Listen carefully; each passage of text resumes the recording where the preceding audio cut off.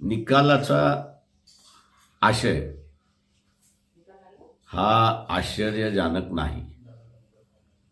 हे होणारच होतं.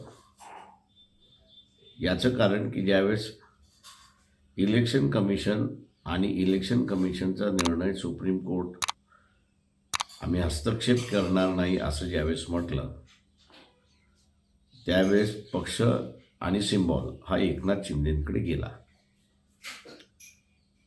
आत्ता जे राहिलं होतं ते फक्त शिल्लक जे आहे तेच राहिलं होतं.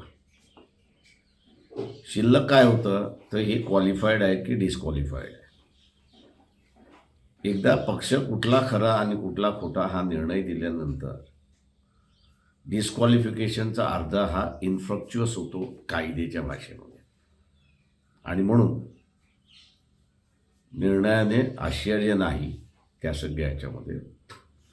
परंतु आमचे मित्र शिवसेना, उद्धव गट यांच्या परिस्थितीशी आम्ही असताना सिम्पथाईज करतो, त्यांना धीर देतो.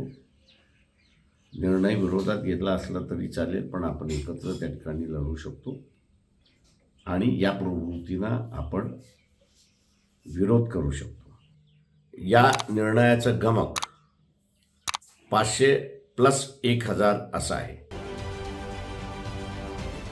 राजकारणातील प्रत्येक अचूक बातमीचे सर्वात आधी अपडेट्स मिळवण्यासाठी सरकारनामाच्या सर्व सोशल मीडिया प्लॅटफॉर्मला लाईक, फॉलो आणि सबस्क्राईब करा.